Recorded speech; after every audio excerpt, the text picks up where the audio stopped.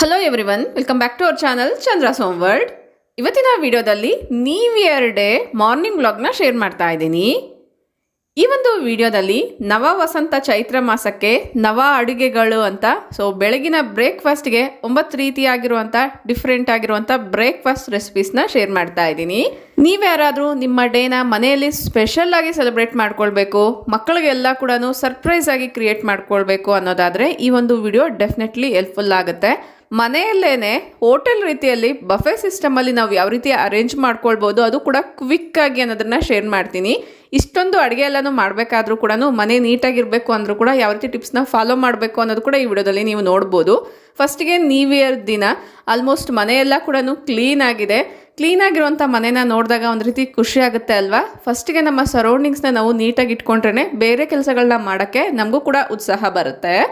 Next kitchen ವಿಚಾರಕ್ಕೆ ಬರೋದಾದರೆ, ನಾನು ಇಂದಿನ ದಿನ ರಾತ್ರಿಯಲ್ಲೇ ಆಲ್ಮೋಸ್ಟ್ ಕಿಚನ್ ಕೆಲಸಗಳನ್ನೆಲ್ಲ ಕೂಡ ಕ್ಲೀನ್ ಮಾಡಿ ಇಟ್ಕೊಂಡಿರ್ತೀನಿ. ಕಿಚನ್ ಕ್ಲೀನ್ ಆಗಿದ್ರೆ ನೆಕ್ಸ್ಟ್ ಡೇ ಮಾರ್ನಿಂಗ್ ನಾವು ಬೇಗನೆ ಅಡುಗೆ ಕೆಲಸಗಳನ್ನ ಸ್ಟಾರ್ಟ್ ಮಾಡ್ಕೊಳ್ಬೋದು ಅನ್ನೋದ್ರಿಂದ.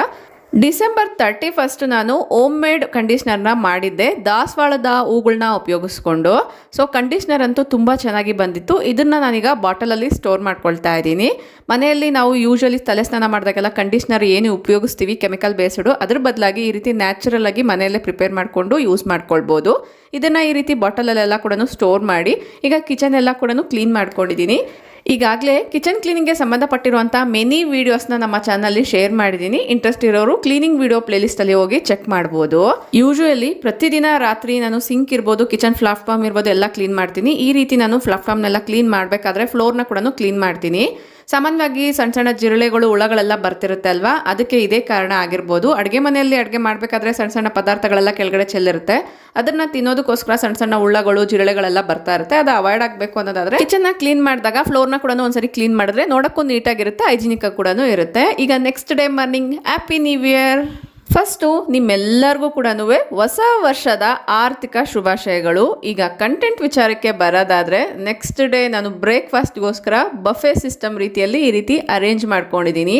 ಇಲ್ಲಿ 9 ರೀತಿಯಾಗಿರುವಂಥ ಅಡುಗೆಗಳನ್ನ ಮಾಡಿದ್ದೀನಿ. ಅದು ಏನು ಅದನ್ನು ಪ್ರಿಪೇರ್ ಮಾಡೋದಕ್ಕೋಸ್ಕರ ನಾನು ಯಾವ್ಯಾವ ರೀತಿ ಪ್ಲ್ಯಾನ್ನ ಮಾಡ್ಕೊಂಡಿದ್ದೆ, ಯಾವ್ಯಾವ ರೀತಿ ರೆಸಿಪಿನ ಟ್ರೈ ಮಾಡ್ತಾ ಇದ್ದೀನಿ, ಎಲ್ಲದನ್ನ ಕೂಡ 1 by 1 ಶೇರ್ ಮಾಡ್ತಾ ಹೋಗ್ತೀನಿ. ಅಡುಗೆ ಎಲ್ಲ ಸ್ಟಾರ್ಟ್ ಮಾಡೋದಕ್ಕಿಂತ ಮುಂಚೆ ಮನೆಯಲ್ಲಿ ಪೂಜೆ ಅನ್ನೋದು ಮಾಡ್ಕೊಂಡ್ಬಿಟ್ರೆ ಒಂದು ರೀತಿ ಪ್ಲೆಸೆಂಟ್ ಆಗಿರುತ್ತೆ. ಮನೆಯೆಲ್ಲ ಕ್ಲೀನಾಗಿದೆ, ಕ್ಲೀನ್ ಆದಮೇಲೆ ಪೂಜೆ ಮಾಡಿದಾಗ ಆ ಒಂದು ಅಗರಬತ್ತಿಯಿಂದ ಬರುವಂಥ ಸ್ಮೆಲ್ಲು ತುಂಬ ಪ್ಲೆಸೆಂಟ್ ಆಗಿರುತ್ತೆ. ಮೈಂಡು ಕೂಡ ತುಂಬ ರಿಫ್ರೆಶ್ ಆಗುತ್ತೆ. ಪೂಜೆ ಎಲ್ಲ ಮುಗ್ದ ಆದಮೇಲೆ ಅಡುಗೆ ಮನೆ ಒಳಗಡೆ ಎಂಟ್ರಿ ಕೊಡೋಣ. ಏನೇನು ಕೆಲಸಗಳು ಸ್ಟಾರ್ಟ್ ಮಾಡ್ಕೊಳ್ಬೇಕು, ಯಾವ್ಯಾವ ರೀತಿ ಪ್ಲ್ಯಾನ್ ಮಾಡ್ಕೊಂಡಿದ್ದೀನಿ ಎಲ್ಲದನ್ನ ಶೇರ್ ಮಾಡ್ತೀನಿ.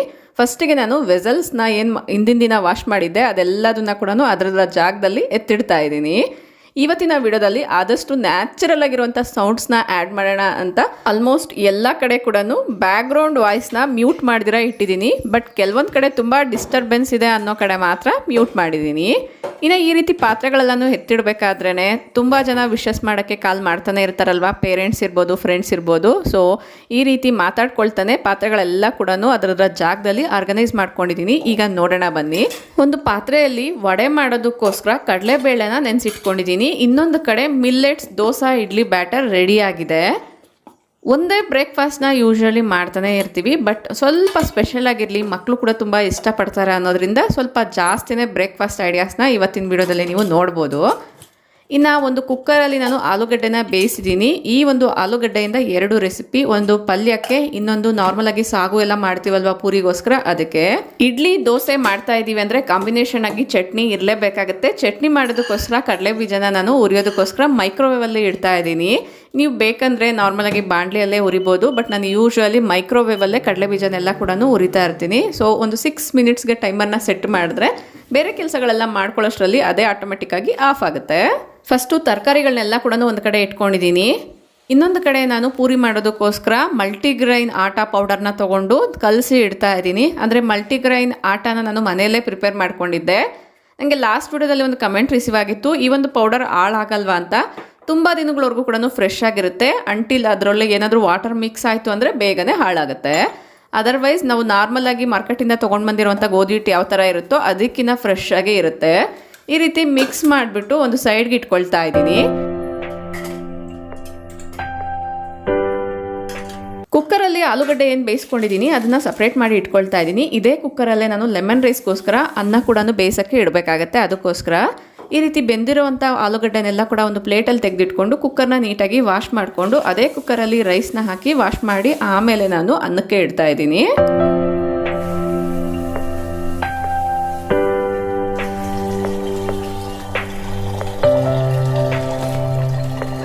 ಇಲ್ಲಿವರೆಗೂ ನ್ಯಾಚುರಲ್ ಆಗಿರುವಂಥ ಸೌಂಡ್ಸ್ ಎಲ್ಲ ಕೂಡ ಕೇಳೋಕ್ಕೆ ಚೆನ್ನಾಗಿರುತ್ತೆ. ಬಟ್ ಇಲ್ಲಿಂದ ಮಕ್ಕಳ ಸೌಂಡು, ಅದ್ರ ಜೊತೆಗೆ ಪಾತ್ರೆಗಳ ಶಬ್ದ ಎಲ್ಲ ಕೂಡ ಕಿರಿಕಿರಿ ಸ್ಟಾರ್ಟ್ ಆಗುತ್ತೆ. ಸೊ ಅದಕ್ಕೋಸ್ಕರ ನಾನು ಅಲ್ಲಲ್ಲಿ ಮ್ಯೂಟ್ ಮಾಡಿದ್ದೀನಿ. ಬಟ್ ನೀವು ಎಲ್ಲಿ ಕೇಳೋಕ್ಕೆ ಚೆನ್ನಾಗೇ ಇರುತ್ತೋ ಅನಿಸುತ್ತೋ ಅಲ್ಲಿ ಮಾತ್ರ ಬ್ಯಾಕ್ಗ್ರೌಂಡ್ ವಾಯ್ಸ್ನ ಅದೇ ಥರನೇ ಆ್ಯಡ್ ಮಾಡಿದ್ದೀನಿ.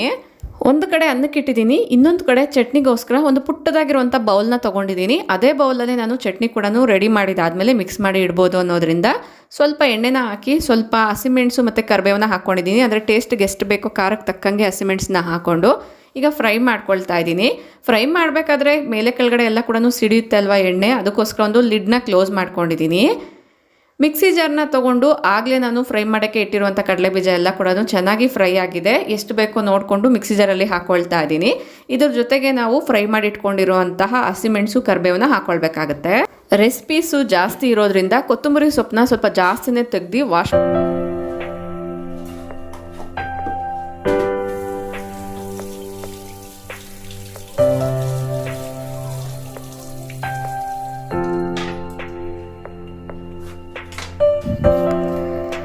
ವಡೆಗಿರ್ಬೋದು, ಲೆಮನ್ ರೈಸ್ಗೆ ಈ ಪ್ರತಿಯೊಂದಕ್ಕೂ ಕೂಡ ಫೈನಲಿ ಗಾರ್ನಿಷಿಂಗ್ ಮಾಡಬೇಕಾದ್ರೆ ಕೊತ್ತಂಬರಿ ಸೊಪ್ಪನ್ನ ಹಾಕಲೇಬೇಕಾಗುತ್ತೆ. ಸ್ವಲ್ಪ ಸಣ್ಣ ಸಣ್ಣದಾಗಿ ಕಟ್ ಮಾಡಿ ಇಟ್ಕೊಂಡಿದ್ದೀನಿ. ಸ್ವಲ್ಪ ಉದ್ದುದ್ದಾಗಿ ಕಟ್ ಮಾಡಿರೋ ಅಂಥದ್ದನ್ನು ಚಟ್ನಿಗೆ ಹಾಕ್ಕೊಳ್ತಾ ಇದ್ದೀನಿ.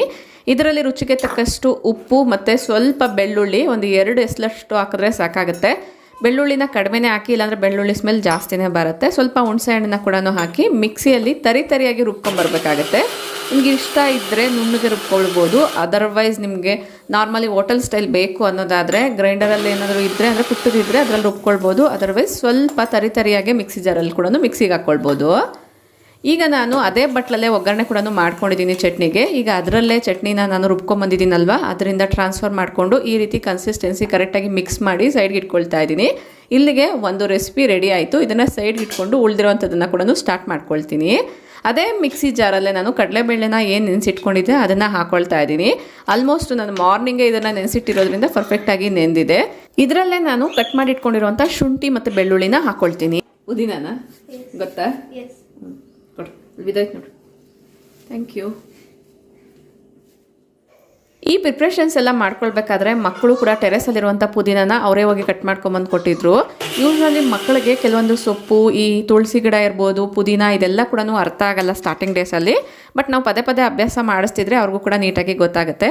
ಈಗ ರುಬ್ಕೊಂಬಂದಿರುವಂಥ ಕಡಲೆಬೇಳೆ ಪೇಸ್ಟ್ನ ಕೂಡ ಒಂದು ಬೌಲಲ್ಲಿ ಹಾಕ್ಕೊಂಡು ಆ ಒಂದು ಮಿಕ್ಸಿ ಜಾರ್ನ ಕೂಡ ತೊಳೆದ್ಬಿಟ್ಟು ನಾನು ಬಾಸ್ಕೆಟಲ್ಲೇ ಹಾಕಿ ಇಟ್ಕೊಂಡಿದ್ದೀನಿ. ಈ ರೀತಿ ಕ್ವಿಕ್ಕಾಗಿ 1 by 1 ಮಾಡ್ತಾ ಹೋದರೆ ಕೆಲಸ ಕೂಡ ಕಡಿಮೆ ಆಗುತ್ತೆ. ಒಂದು ವೇಳೆ ನಾವು ಮಿಕ್ಸಿ ಜಾರ್ನ ಆಮೇಲೆ ತೊಳೆಯೋಣ ಅನ್ನೋದಾದರೆ ಪೂರ್ತಿ ಡ್ರೈ ಆಗಿಬಿಟ್ಟು ತೊಳೆಯೋಕ್ಕೆ ಜಾಸ್ತಿ ಟೈಮ್ ಬೇಕಾಗುತ್ತೆ. ಈಗ ನಾನು ಇಡ್ಲಿ ಪಾತ್ರೆ ಕೂಡ ತೆಗೆದಿಟ್ಕೊಳ್ತಾ ಇದ್ದೀನಿ. ದೋಸೆ ಮಾಡೋಕ್ಕೆ ಕಾಸ್ಟ್ ಐರನ್ ತವ ಕೂಡ ತೆಗೆದಿಟ್ಕೊಂಡಿದ್ದೀನಿ. ಇನ್ನು ಇಡ್ಲಿ ಪಾತ್ರೆಯಲ್ಲಿ ಸ್ವಲ್ಪ ನೀರನ್ನ ಬಿಸಿ ಮಾಡೋಕ್ಕೆ ಇಟ್ಟಿದ್ದೀನಿ. ನೀರೆಲ್ಲ ಚೆನ್ನಾಗಿ ಕುದಿಬೇಕಾದ್ರೆ ಆಗ ನಾವು ಪ್ಲೇಟ್ಸ್ಗೆ ಇಡ್ಲಿ ಬ್ಯಾಟರ್ನ ಹಾಕಿಬಿಟ್ಟು ಇಡ್ಬೋದು ಅನ್ನೋದ್ರಿಂದ. ಅಡುಗೆ ಜಾಸ್ತಿ ಮಾಡಬೇಕಾದ್ರೆ ವೆಸಲ್ಸ್ ಎಲ್ಲ ಕೂಡ ಜಾಸ್ತಿ ತೆಗಿತಿರ್ತೀವಲ್ವ. ಸೊ ಪಾತ್ರೆಗಳೆಲ್ಲ ನೀಟಾಗಿ ಜೋಡಿಸ್ಕೊಳ್ಳೋದಕ್ಕೋಸ್ಕರ ಸ್ವಲ್ಪ ಆಚೀಚೆ ಮಾಡಿಕೊಂಡು ಪ್ಲಾಟ್ಫಾರ್ಮ್ನ ಕೂಡ ಕ್ಲೀನ್ ಮಾಡ್ಕೊಳ್ತೀನಿ. ಸ್ಟವ್ ಮೇಲೆ ಸ್ವಲ್ಪ ಎಣ್ಣೆ ಎಲ್ಲನೂ ಸಿಡಿತಾ ಇರುತ್ತೆ. ಆಗಿಂದಾಗಲೇ ಕ್ಲಿಯರ್ ಮಾಡ್ಕೊಂಬಿಟ್ರೆ ಸ್ಟವ್ ಎನಿ ಟೈಮ್ ಕೂಡ ನೀಟಾಗಿರುತ್ತೆ. ಈ ಕ್ಲೀನಿಂಗ್ಸ್ ಎಲ್ಲ ಮುಗಿಸ್ಕೊಳ್ಳೋ ಅಷ್ಟರಲ್ಲಿ ನೀರು ಕೂಡ ಚೆನ್ನಾಗಿ ಬಿಸಿಯಾಗಿದೆ ಇಡ್ಲಿ ಮಾಡ್ಕೊಳ್ಳೋದಕ್ಕೋಸ್ಕರ. ಈಗ ನಾನು ಇಡ್ಲಿ ದೋಸೆ ಬಟರ್ ಏನಿದೆ ಅದರಲ್ಲೇ ಉಪ್ಪನ್ನ ಹಾಕ್ಕೊಂಡು ಚೆನ್ನಾಗಿ ಮಿಕ್ಸ್ ಮಾಡಿ ಇಟ್ಕೊಳ್ತಾ ಇದ್ದೀನಿ. ಒಂದು ಕಡೆ ತರಕಾರಿ ಕೂಡ ಕಟ್ ಮಾಡ್ಕೊಳ್ತಾ ಇದ್ದೀನಿ. ಕಟ್ ಮಾಡಿ ಇಟ್ಕೊಂಡಿರೋವಂಥ ಕೊತ್ತಂಬರಿ ಸೊಪ್ಪನ್ನ ಆಗಲೇ ವಡೆ ಮಾಡೋಕ್ಕೆ ಮಿಕ್ಸರ್ ಏನಿತ್ತು ಅದರಲ್ಲಿ ಹಾಕ್ಕೊಳ್ತಾ ಇದ್ದೀನಿ. ಈಗ ನಾನು ಪುದೀನ ಎಲ್ಲ ಏನು ತೊಗೊಂಡು ಬಂದೆ ಅದನ್ನೆಲ್ಲ ಕೂಡ ನೀಟಾಗಿ ವಾಶ್ ಮಾಡಿ ಇಟ್ಕೊಂಡು ತರಕಾರಿ ಕಟ್ ಮಾಡಬೇಕಾದ್ರೆ ವೇಸ್ಟ್ನ ಹಾಕ್ಕೊಳ್ಳೋಕ್ಕೆ ಒಂದು ಪ್ಲೇಟ್ನ ಇಟ್ಕೊಂಡು ಈರುಳ್ಳಿ ಸಿಪ್ಪೆ ಎಲ್ಲ ಕೂಡ ಅದೇ ಪ್ಲೇಟಲ್ಲಿ ಹಾಕಿ ಇಟ್ಕೊಳ್ತಾ ಇದ್ದೀನಿ. ಕಟ್ಟೆ ಮೇಲೆ ಎಲ್ಲ ಕೂಡ ತರಕಾರಿ ಕಟ್ ಮಾಡಿರುವಂಥ ವೇಸ್ಟ್ ಎಲ್ಲ ಕೂಡ ಕೌಂಟರ್ ಮೇಲೆ ಸ್ಪ್ರೆಡ್ ಆಗದಿರ ಇರಲಿ ಅನ್ನೋದ್ರಿಂದ.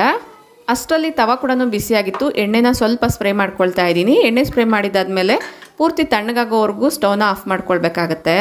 ಅಷ್ಟರಲ್ಲಿ ನೀರು ಕೂಡ ಚೆನ್ನಾಗಿ ಕುದೀತಾ ಇತ್ತು ಇಡ್ಲಿ ಮಾಡೋದಕ್ಕೋಸ್ಕರ. ಇಡ್ಲಿ ಪ್ಲೇಟ್ಸಲ್ಲೂ ಕೂಡ ಸ್ವಲ್ಪ ಎಣ್ಣೆನ ಸ್ಪ್ರಿಂಕಲ್ ಮಾಡ್ಕೊಂಡಿದ್ದೀನಿ, ಅಂದರೆ ಸ್ಪ್ರೇ ಬಾಟಲ್ ಇದೆ ಅಲ್ವಾ ಅದರಲ್ಲೇ ಸ್ಪ್ರೇ ಮಾಡ್ಕೊಂಡಿದ್ದೀನಿ. ಈಗ ಬ್ಯಾಟರ್ನ ಕೂಡ ಹಾಕ್ಬಿಟ್ಟು ಇಡ್ಲಿ ಬೇಯಿಸೋಕ್ಕೆ ಇಡ್ತಾ ಇದ್ದೀನಿ.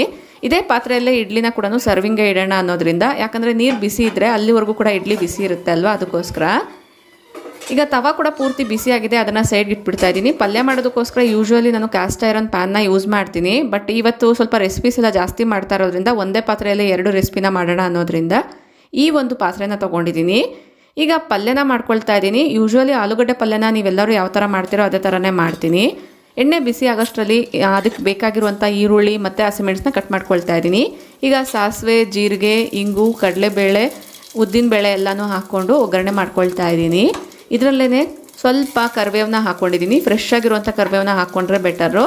ಮತ್ತು ನಾನಿಲ್ಲಿ ಕಟ್ ಮಾಡಿ ಇಟ್ಕೊಂಡಿರುವಂಥ ಈರುಳ್ಳಿ ಮತ್ತು ಹಸಿಮೆಣಸನ್ನ ಹಾಕ್ಕೊಳ್ತಾ ಇದ್ದೀನಿ. ಹಸಿಮೆಣಸಿನ ಬದಲಾಗಿ ಒಣಮೆಣಸಿನ್ಕಾಯಿ ಕೂಡ ಹಾಕ್ಕೊಳ್ಬೋದು. ನಾನು ಯಾವ ಥರ ಮಾಡ್ತಾ ಇದ್ದೀನಿ ಅಂತ ಶೇರ್ ಮಾಡ್ತಾ ಇದ್ದೀನಿ. ನೀವು ಇನ್ನೇನಾದ್ರು ಚೇಂಜಸ್ ಮಾಡ್ಕೊಳ್ಳೋದಾದ್ರೆ ನನಗೆ ಕಮೆಂಟ್ ಮಾಡಿ ತಿಳಿಸಿ. ಈರುಳ್ಳಿ ಫ್ರೈ ಆಗೋಷ್ಟರಲ್ಲಿ ಆಲೂಗಡ್ಡೆ ಸಿಪ್ಪೆ ಕೂಡ ತೆಗೆದಿಟ್ಕೊಂಡಿದ್ದೀನಿ. ಈರುಳ್ಳಿ ಜಾಸ್ತಿ ಫ್ರೈ ಆಗೋ ಅವಶ್ಯಕತೆ ಇಲ್ಲ. ಫ್ರೈ ಆಗಬೇಕಾದ್ರೇ ಸ್ವಲ್ಪ ಉಪ್ಪು ಮತ್ತು ಅರಿಶಿನ ಹಾಕ್ಕೊಂಡಿದ್ದೀನಿ. ಈಗ ಬೇಯಿಸಿಟ್ಕೊಂಡಿರುವಂಥ ಆಲೂಗಡ್ಡೆನ ಹಾಕ್ಬಿಟ್ಟು ಚೆನ್ನಾಗಿ ಮಿಕ್ಸ್ ಮಾಡ್ಕೊಳ್ತಾ ಇದ್ದೀನಿ. ಸೌಂಡ್ ಎಲ್ಲ ನೀವು ಕೇಳಿಸ್ಕೊಳ್ತಾ ಇರ್ಬೋದು. ನಾರ್ಮಲಾಗಿ ಗೋಮಾತೆ ಬಂದಾಗ ಯಾವ ಥರ ಕೊಳಲೆಲ್ಲ ಕೂಡ ಊದ್ತಾರೆ ಅದೇ ಥರನೇ ಸೌಂಡ್ ಬರ್ತಿದೆ ಅಲ್ವಾ. ಸೊ ಈಗ ನಾನು ಚೆನ್ನಾಗಿ ಮಿಕ್ಸ್ ಮಾಡಿಬಿಟ್ಟು ಇದರಲ್ಲೇ ನಾನು ಸ್ವಲ್ಪ ಧನಿಯಾ ಪೌಡರ್ ಮತ್ತು ಚಕ್ಕ ಲವಂಗದ ಪೌಡರ್ನ ಹಾಕ್ಕೊಳ್ತೀನಿ. ರುಚಿಗೆ ಸ್ವಲ್ಪ ಉಪ್ಪು ಕಡಿಮೆ ಆಗಿತ್ತು, ಉಪ್ಪು ಕೂಡ ಸ್ವಲ್ಪ ಸ್ಪ್ರಿಂಕಲ್ ಮಾಡ್ಕೊಂಡಿದ್ದೀನಿ. ಚೆನ್ನಾಗಿ ಮಿಕ್ಸ್ ಮಾಡಿಬಿಟ್ಟು ಸೈಡ್ಗೆ ಇಟ್ಕೊಳ್ತೀನಿ.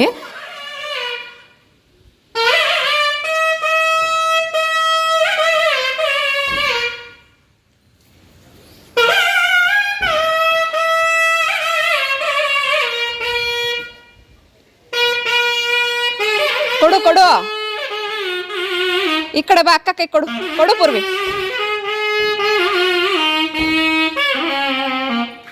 ಇನ್ನೊಂದು ಕೊಡು.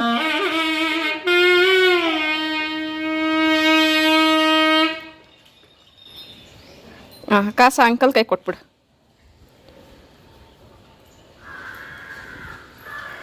ಈಗ ಪಲ್ಯ ರೆಡಿಯಾಗಿದೆ. ಅದನ್ನು ಬೇರೆ ಬೌಲ್ಗೆ ಈ ರೀತಿ ಶಿಫ್ಟ್ ಮಾಡ್ಕೊಂಡಿದ್ದೀನಿ. ಈಗ ಅದೇ ಪಾತ್ರೆಯಲ್ಲೇ ನಾನು ಗ್ರೇವಿ ಕೂಡ ಮಾಡ್ಕೊಳ್ಬೇಕಾಗತ್ತೆ, ಅಂದರೆ ಪೂರಿಗೆ ಬೇಕಾಗಿರುವಂಥ ಸಾಗುನ.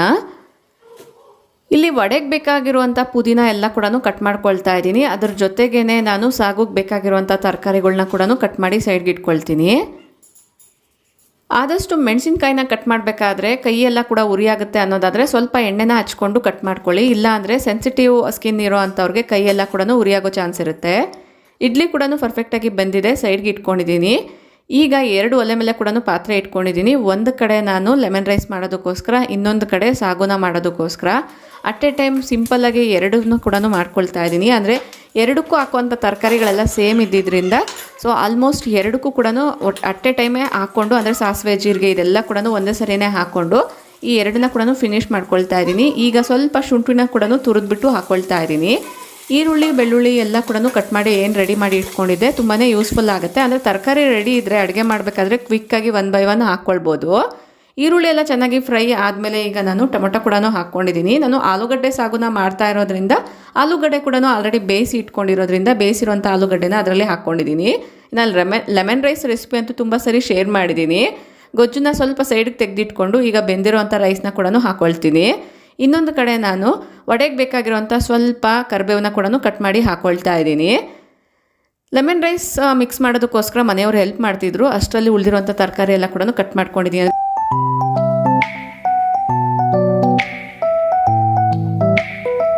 ಈಗ ವಡೆ ಮಾಡೋದಕ್ಕೋಸ್ಕರ ರೆಡಿಯಾಗಿದೆ. ಅಂದರೆ ಕಟ್ ಮಾಡಿ ಇಟ್ಕೊಂಡಿರೋವಂಥ ಈರುಳ್ಳಿ, ಸಬ್ಬಕ್ಕಿ ಸೊಪ್ಪು ಮತ್ತು ಕೊತ್ತಂಬರಿ ಸೊಪ್ಪು, ಪುದೀನ ಸೊಪ್ಪು, ಕರಿಬೇವು ಎಲ್ಲ ಕೂಡ ಕಟ್ ಮಾಡಿ ಹಾಕ್ಕೊಂಡಿದ್ದೀನಿ. ಇದರಲ್ಲಿ ಈಗ ಸ್ವಲ್ಪ ಚಕ್ಕ ಲವಂಗದ ಪೌಡರು, ರುಚಿಗೆ ತಕ್ಕಷ್ಟು ಉಪ್ಪು, ಅಚ್ಕಾರದ ಪೌಡರ್ನ ಹಾಕ್ಕೊಳ್ತೀನಿ. ಬೇಕಂದರೆ ಹಸಿಮೆಣಸನ್ನ ಹಾಕ್ಕೊಳ್ಬೋದು. ಇಷ್ಟನ್ನು ಹಾಕಿದಾದ್ಮೇಲೆ ಚೆನ್ನಾಗಿ ಮಿಕ್ಸ್ ಮಾಡಿ ಇಟ್ಕೊಂಡಿದ್ದೀನಿ. ಮಿಕ್ಸ್ ಮಾಡಬೇಕಾದ್ರೆ ನೀವು ಇದರಲ್ಲಿ ಸ್ವಲ್ಪ ಬಿಸಿ ಎಣ್ಣೆ ಕೂಡ ಹಾಕಿ ಇಟ್ಕೊಳ್ಬೋದು. ಈಗ ಇದನ್ನು ರೆಡಿ ಮಾಡಿ ಇಟ್ಕೊಂಡಿದ್ದೀನಿ, ಸೈಡ್ಗೆ ಇಟ್ಕೊಂಡ್ಬಿಡೋಣ. ಉಳಿದಿರೋಂಥದ್ದನ್ನೆಲ್ಲ ಕೂಡ ನಾನು ಅರೇಂಜ್ ಮಾಡ್ಕೊಳ್ಬೇಕಾದ್ರೆ ಫಸ್ಟ್ಗೆ ಕ್ಲೀನಿಂಗ್ ಮಾಡ್ಕೊಳ್ಬೇಕಾಗತ್ತೆ. ಅದಕ್ಕಿಂತ ಮುಂಚೆ ನಾನು ಯೂಶ್ವಲಿ ನೀವು ಬಫೆ ಸಿಸ್ಟಮ್ ಅಂದರೆ ಅಬ್ಸರ್ವ್ ಮಾಡೇ ಇರ್ತೀರ, ಯಾವುದಾದ್ರೂ ಒಂದು ಜ್ಯೂಸ್ ಇಟ್ಟಿರ್ತಾರೆ. ಇಲ್ಲಿ ಬೆಲ್ಲದ ಹಣ್ಣು ಇತ್ತು, ಚೆನ್ನಾಗಿ ಹಣ್ಣಾಗಿದ್ದರಿಂದ ಹೆಲ್ತ್ ವೈಸ್ ಕೂಡ ತುಂಬ ಒಳ್ಳೆಯದು ಅನ್ನೋದ್ರಿಂದ ನಾನು ಬೆಲ್ಲದ ಹಣ್ಣನ್ನ ಮಿಕ್ಸಿ ಜಾರಲ್ಲಿ ಹಾಕ್ಕೊಂಡಿದ್ದೀನಿ. ಈಗ ರುಚಿಗೆ ತಕ್ಕಷ್ಟು ನಾನು ಬೆಲ್ಲದ ಪೌಡರ್ನ ಹಾಕ್ಕೊಳ್ತಾ ಇದ್ದೀನಿ. ಏಲಕ್ಕಿನ ಕೂಡ ಅಷ್ಟೇ ಸಿಪ್ಪೆನ ತೆಗೆದ್ಬಿಟ್ಟು ಒಳಗಡೆ ಇರುವಂಥ ಬೀಜನ ಸಪ್ರೇಟ್ ಮಾಡಿ ಹಾಕ್ಕೊಂಡಿದ್ದೀನಿ. ಈಗ ಸ್ವಲ್ಪ ನೀರನ್ನ ಹಾಕ್ಕೊಂಡು ಮಿಕ್ಸಿ ಜಾರಲ್ಲಿ ಹಾಕ್ಕೊಂಡು ಮಾಡ್ಕೊಂಡು ಬರಬೇಕಾಗತ್ತೆ. ಆಮೇಲೆ ಬೇಕಂದರೆ ನಾವು ರುಚಿನ ಚೆಕ್ ಮಾಡಿಕೊಂಡು ಸ್ವಲ್ಪ ಶುಗರ್ನ ಕೂಡ ಬೇಕಂದರೆ ಆ್ಯಡ್ ಮಾಡಿಕೊಂಡು ಆಮೇಲೆ ನೀರನ್ನ ಕೂಡ ಆ್ಯಡ್ ಮಾಡ್ಕೊಳ್ಬೋದು. ಈಗ ತವ ಎಲ್ಲ ಕೂಡ ಮತ್ತೆ ಇನ್ನೊಂದ್ಸರಿ ಬಿಸಿ ಮಾಡೋಕ್ಕೆ ಇಟ್ಟಿದ್ದೀನಿ. ಬಿಸಿ ಆಗಿದೆ, ಅದರಲ್ಲಿ ನಾನು ದೋಸೆನ ಹಾಕ್ಕೊಂಡಿದ್ದೀನಿ. ದೋಸೆ ಮಾಡೋದು ಎಲ್ಲರಿಗೂ ಗೊತ್ತಿರೋವಂಥದ್ದೇ. ಈ ವಿಡಿಯೋದಲ್ಲಿ ಏನು ನೋಡ್ತಿದ್ದೀರಾ, ಈ ಒಂದು ವಿಡಿಯೋದಲ್ಲಿ ನೋಡಿರೋವಂಥ ಏನಾದ್ರು ವೆಸಲ್ಸ್ ಲಿಂಕ್ ಏನಾದ್ರು ನಿಮಗೆ ಬೇಕು ಅನ್ನೋದಾದರೆ ನನಗೆ ಕಮೆಂಟ್ ಮಾಡಿ ತಿಳಿಸಿ. ಈಗ ನಾನು ಕಿಚನ್ ಪ್ಲಾಟ್ಫಾರ್ಮ್ನ ಕೂಡ ಒಂದ್ಸರಿ ಕ್ಲೀನ್ ಮಾಡ್ಕೊಳ್ತಾ ಇದ್ದೀನಿ. ಒಂದು ಕಡೆ ದೋಸೆಗೆ ಹಾಕ್ಕೊಂಡು ಇನ್ನೊಂದು ಕಡೆ ಪ್ಲಾಟ್ಫಾರ್ಮ್ ಎಲ್ಲ ಕೂಡ ಕ್ಲೀನ್ ಮಾಡಿ ಇಟ್ಕೊಳ್ತಾ ಇದ್ದೀನಿ. ಎಷ್ಟೇ ಅಡುಗೆ ಮಾಡಿದ್ರೂ ಕೂಡ ಅಡುಗೆ ರುಚಿ ಜಾಸ್ತಿ ಇರಬೇಕು ಅನ್ನೋದಾದರೆ ನಾವು ಅಡುಗೆ ಮಾಡಿರೋವಂಥ ಪ್ಲೇಸ್ ಜಾಗ ಏನಿರುತ್ತೆ ಅದು ಕೂಡ ಹೈಜಿನಿಕ್ ಆಗಿ ನೀಟಾಗಿ ಇರಬೇಕಾಗತ್ತೆ. ಪೂರಿಗೆ ಬೇಕಾಗಿರುವಂಥ ಸಾಗು ಕೂಡ ರೆಡಿಯಾಗಿದೆ.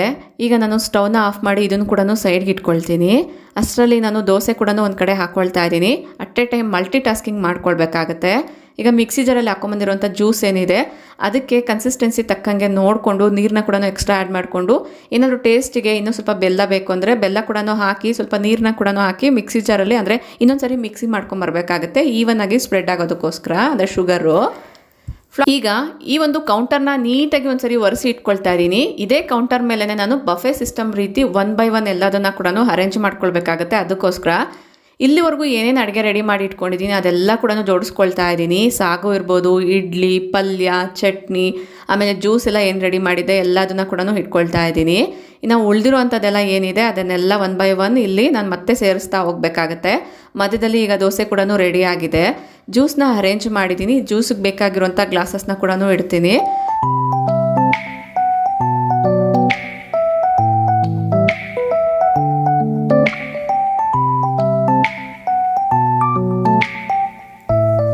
ಫೈನಲಿ ಈಗ ಇನ್ನು 2 ರೆಸಿಪಿ ಮಾತ್ರನೇ ಉಳ್ಕೊಂಡಿದೆ. ಒಂದು ವಡೆ, ಇನ್ನೊಂದು ಪೂರಿ. ಒಂದು ಕಡೆ ಕಡಾಯಿಯಲ್ಲಿ ಎಣ್ಣೆ ಬಿಸಿಯಾಗಕ್ಕೆ ಇಟ್ಟಿದ್ದೀನಿ, ಇನ್ನೊಂದು ಕಡೆ ದೋಸೆ ಕೂಡ ಹಾಕೊಳ್ತಾ ಇದ್ದೀನಿ.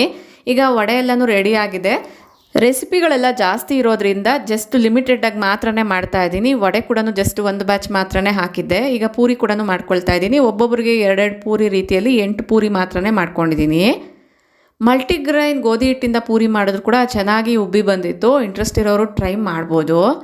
ಈಗ ಎಲ್ಲದನ್ನು ಕೂಡ ಅರೇಂಜ್ ಮಾಡಿದ್ದೀನಿ, ಅಬ್ಸರ್ವ್ ಮಾಡ್ತಾ ಇರ್ಬೋದು. ನೋಡೋಕ್ಕೆ ಲುಕ್ ವೈಸ್ ಈ ರೀತಿಯಾಗಿದೆ. ಏನೇನು ರೆಸಿಪಿನ ಮಾಡಿದ್ದೀನಿ ಅನ್ನೋದನ್ನು ಕೂಡ 1 by 1 ಶೇರ್ ಮಾಡ್ತಾ ಹೋಗ್ತೀನಿ. ಫಸ್ಟಿಗೆ ಪ್ಲೇಟ್ಸ್ ರೆಡಿ ಆಗಿದೆ, ಅಂದರೆ ತಿಂಡಿಗೆ ಬೇಕಾಗಿರುವಂಥ ಪ್ಲೇಟ್ಸು. ನೆಕ್ಸ್ಟು ಪೂರಿ ನೋಡ್ತಿದ್ದೀರಲ್ವ, ಚೆನ್ನಾಗಿ ಉಬ್ಬಿದೆ. ಪೂರಿಗೆ ಕಾಂಬಿನೇಷನ್ ಆಗಿ ಸಾಗು, ನೆಕ್ಸ್ಟು ಮಿಲ್ಲೆಟ್ಸ್, ದೋಸೆ ಮತ್ತು ಇಡ್ಲಿ. ಇದಕ್ಕೆ ಕಾಂಬಿನೇಷನ್ ಆಗಿ ಪಲ್ಯ, ಅಂದರೆ ನಿಮಗೆ ಇಡ್ಲಿಗೆ ಕಾಂಬಿನೇಷನ್ ಆಗಿ ಸಾಗು ಕೂಡ ನಡೆಯುತ್ತೆ ಅಲ್ವಾ. ಚಟ್ನಿ ಕೂಡ ರೆಡಿಯಾಗಿದೆ. ಲೆಮನ್ ರೈಸ್ ತುಂಬಾ ಟೇಸ್ಟಿಯಾಗಿತ್ತು. ಸ್ವಲ್ಪ ಕ್ವಾಂಟಿಟಿಯಲ್ಲಿ ಮಾಡಿದಾಗ ತುಂಬ ಇಷ್ಟಪಡ್ತಾರಲ್ವ, ಅದಕ್ಕೆ ಕಾಂಬಿನೇಷನ್ ಆಗಿ ವಡ, ಫೈನಲ್ ಆಗಿ ಬೆಲ್ಲದ ಹಣ್ಣಿನ ಜ್ಯೂಸು.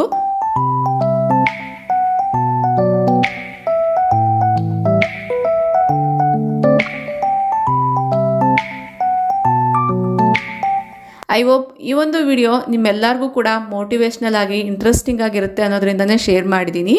ಯೂಸ್ಫುಲ್ ಆಯಿತು ಅನಿಸಿದ್ರೆ ಈಗಲೇ ಒಂದು ಲೈಕ್ ಮಾಡಿ. ಇದೇ ರೀತಿಯಾಗಿರುವಂಥ ಇನ್ನೂ ಹೆಚ್ಚು ಇಂಟ್ರೆಸ್ಟಿಂಗ್ ವೀಡಿಯೋಸ್ಗೋಸ್ಕರ ನೀವು ಇನ್ನೂ ಸಬ್ಸ್ಕ್ರೈಬ್ ಮಾಡ್ಕೊಂಡಿಲ್ಲ ಅಂದರೆ ಕೂಡಲೇ ಸಬ್ಸ್ಕ್ರೈಬ್ ಮಾಡಿಕೊಂಡು ಪಕ್ಕದಲ್ಲಿರುವಂಥ ಬೆಲ್ ಐಕನ್ನ ಕ್ಲಿಕ್ ಮಾಡಿ. ಇನ್ನೊಂದು ಇಂಟ್ರೆಸ್ಟಿಂಗ್ ಆಗಿರುವಂಥ ವೀಡಿಯೋ ಜೊತೆಗೆ ಮತ್ತೆ ಸಿಗ್ತೀನಿ. ಅಲ್ಲಿವರೆಗೂ ಟೇಕ್ ಕೇರ್, ಬಾಯ್ ಬಾಯ್, ನಮಸ್ತೆ, ಥ್ಯಾಂಕ್ ಯು ಫಾರ್ ವಾಚಿಂಗ್.